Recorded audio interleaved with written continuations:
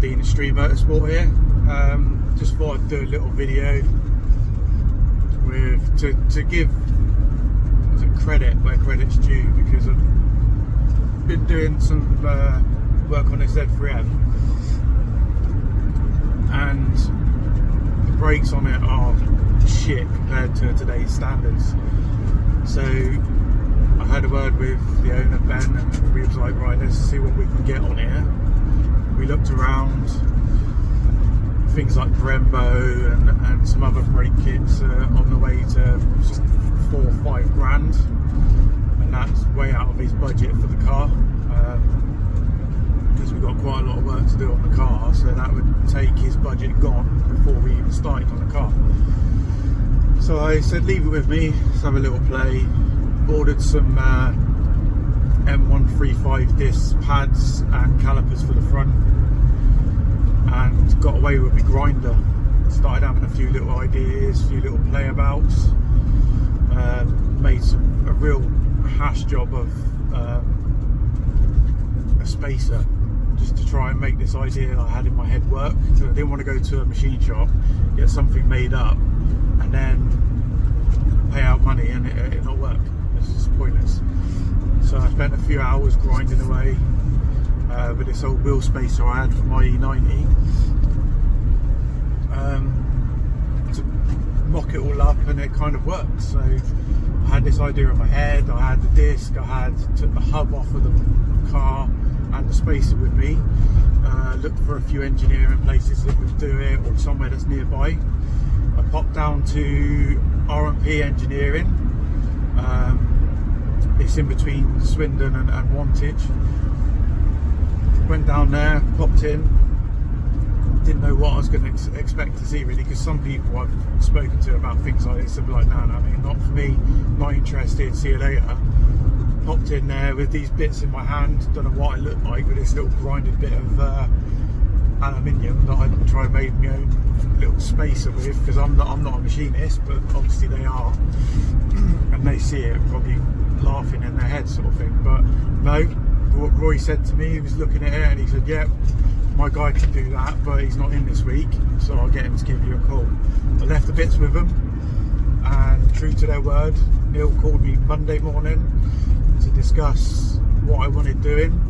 It was probably a bit too much to explain over the phone, so I popped back down there, had a good chat with Neil, had a look at some of their equipment there and some of the stuff they do, and it's truly amazing, some of the customization stuff and custom stuff they do. I was speaking to Mark as well, who's a real car guy, loves his cars and made some real quick Supras.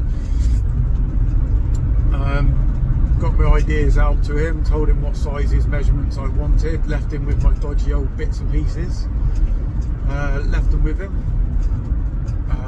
and then got a phone call probably 2 days later, saying your bits are done. I asked for 4, so we got 2 for this one. Obviously I've still got to do the rear, so I don't know what we're going to do for that yet.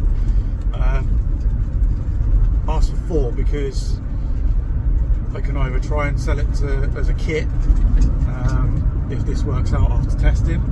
I also know that Ben has got another Z3M convertible that he wants me to do some work to, so I'm pretty sure he'd be more than happy to have better brakes on that too.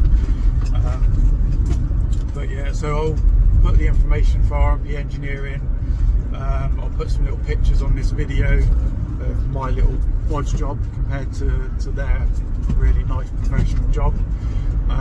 You got to bear in mind, these things are not always cheap, because it's time consuming to get these ideas onto CAD design, make a little design of it, do all the measurements, put it on the machine, and I believe it's a lathe it all out one by one, so you've done it all by hand. It wasn't done by computer. Every single one of these adapters was just done by hand, so I don't know how long it took him, but it must have took him a little while, to be fair. But to be fair to them, they've done them, they're perfect. Give it to me like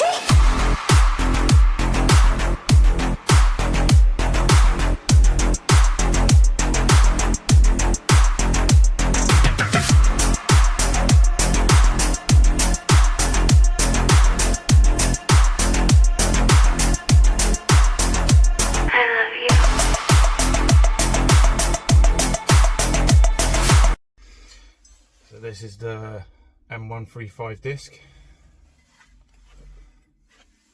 This bit here is a lot deeper than the Z3M, so it pushes the back surface of the disc into the shock absorber, the ball joint, everything, so it's just not going to work. So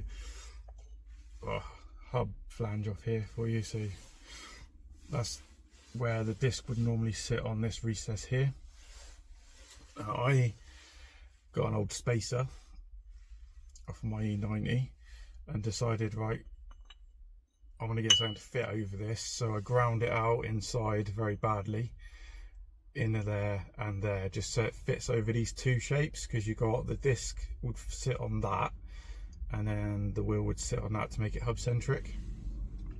So I made this just to get me a rough idea, bolt it all up onto the car, into the disc, bolt it through just so I could see whether it was going to work, and obviously work out how much I needed to take off of this, because I didn't want to pay for something to be machined up and then not work or need modifying again. So I've done a mock-up of this, all worked perfectly, looked fine, worked out how much this needed to go so I could get a bit closer in. Obviously it's going to space the wheel out by about 14mm overall, but it had spacers on it anyway, then it looked alright with 15mm spacers, so 14mm is absolutely fine. It's going to be, the Z3M will sit in quite a bit anyway, as do a lot of manufacturers. Now obviously you can see that dodgy thing, it served its purpose. Went down to R&P Engineering and this is what they've come up with. So we've got the inner bits, so it fits perfectly over the hub flange, and then if you see here, you've got the lip there for the disc as well, so the disc will sit nice on that, flush around there. Because what I wanted is, when you fit it to a disc, mine obviously is a normal spacer, hub centric spacer, this bit didn't stick out enough, but I wanted it so that the wheels would sit hub centric on this bit as well, and that's what they've done. They've got my ideas in my head and put them on, so now that all bolts up nicely, everything goes together inside, which allows us to have M135 brakes on a Z3M. Also, what they did as well is, because obviously these normal spacers, there's quite a bit of spacing, a gap between the wheel bolt, so there's a bit of movement there. So when you've got when the car's braking under braking force, you're going to get slight twists, which is going to weaken the wheel bolt, because this is already quite a long wheel bolt.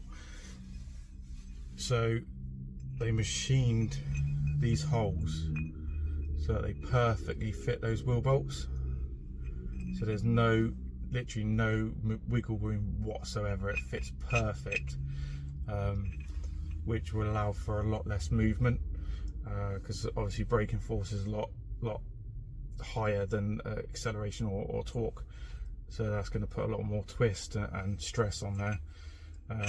So having everything all nice and close, butted up nice, all hub centric, it should prevent all of that movement at all, and have some nice big brakes, and Ben will be going through the windscreen when he stops, especially once we've worked out a way to get the rears to work. But that was just my little, obviously credit where credit's due for R&P Engineering helping me out with this. So please like, subscribe all my videos, share my Facebook, Instagram, TikTok, and just share away. Get some local businesses and some small little businesses and stuff like that the credit that they deserve. Thank you.